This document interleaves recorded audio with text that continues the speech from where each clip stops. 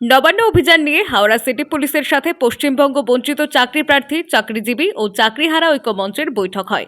গত বুধবারের পর শুক্রবার আবারও শিবপুর পুলিশ লাইনে হাওড়া পুলিশ কমিশনারের সাথে দীর্ঘক্ষণ ধরে বৈঠক হয়।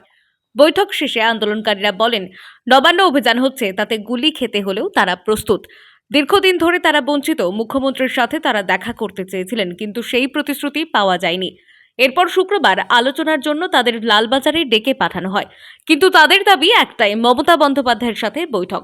সেই দাবি না মানলে নিজেদের সিদ্ধান্তে অনড় থাকবেন তারা, জানালেন সংগঠনের সদস্য আশিস খামরুই। শিবপুর থেকে বেরিয়ে তারা লালবাজারের উদ্দেশ্যে রওনা দেন।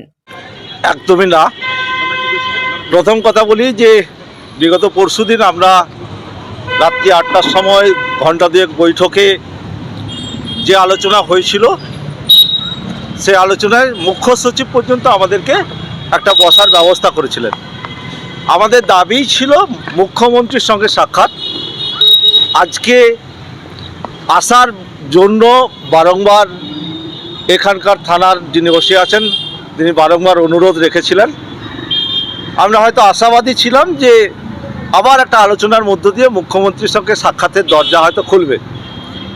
শেষমেশ ওনার ঊর্ধ্বতন আজকে হাওড়া সিপি সাহেবের সঙ্গে আমরা কথা বললাম। উনি আমাদের প্রত্যেকটা পৃথক পৃথক মঞ্চের একটু করে বঞ্চনার বার্তাগুলো শোনার চেষ্টা করলেন, শুনলেন।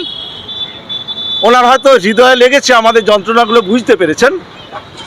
উনি বোঝার পর উনি বললেন যে তোমাদের বেশ কিছু মঞ্চের যে দাবিগুলো সে ন্যায়সঙ্গত, হয়তো সুষ্ঠু সমাধান করা যেত বা করা যাবে, কিন্তু বর্তমান এই সিচুয়েশনে সরাসরি মুখ্যমন্ত্রীর সঙ্গে আলোচনায় বসে যে সমস্যার সমাধান হবে এমনটা নয়। একটু সময় সুযোগ দিন। মুখ্য সচিব সহ একটা টিম একটা আলোচনায় বসে তোমাদের সমস্ত বার্তাগুলো মুখ্যমন্ত্রীর গোচরে নিয়ে আসবেন।